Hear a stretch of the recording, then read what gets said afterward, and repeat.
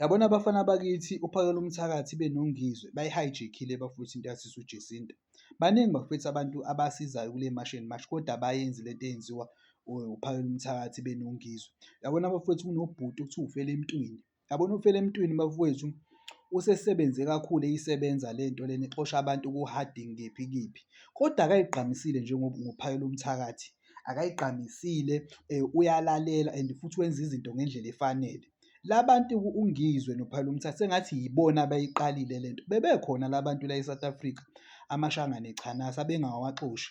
Babona uJacinta eyenza lento base besukuma phansi bavusa ama-foundation yini lento le uMsizwa noMsizwa angazi yini leyo nto leyo sebephambili.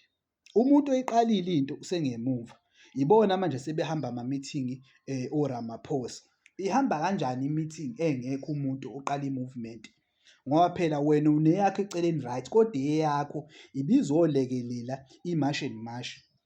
So wena uma ufika ku-president ungamboni uJacinta, president ngoba nimbizanga uJacinta ayikho i-meeting ezodlala.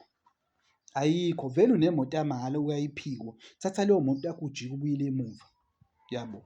OFele Mtwini nje bona bayenza nje lento kodwa abekho nje phambili ngaleyo ndlela. OFele Mtwini bafaka abantu emsebenzini, abantu bayaqashwa, abantu abano-code 14. Ngabona nje enye ividiyo efaka abantu emsebenzini. Into enhle kakhulu kodwa akaphaphile njengongizwe naye lo uphakela umthakathi.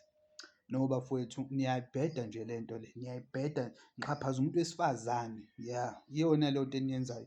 Niyamxhaphaza nje usisi uJacinta ngoba ewumuntu wesifazane. Yabo nithatha leyo nto leyo ukuthi hhayi vele umuntu wesifazane into sizoyenza ngathi.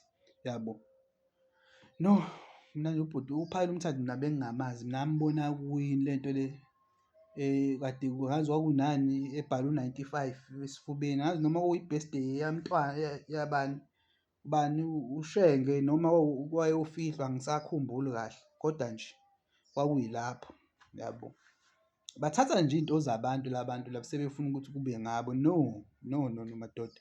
Kwakumele uqale yakho bhuti ingakabi khona i-march and march. Sibone ukuthi ufuna amashangana ahambe. Yabo nje mina la ngaqala khona ukumngabaza uphakela umthakathi. Lapha athi khona ufuna futhi ngoba e-South Africa ziyalingwa. Wathi ufuna amashangane yini amaPakistan axhase i-movement yakhe. UMsizwa angazi nani le nto lena. Azama nje i-trend. Hayi.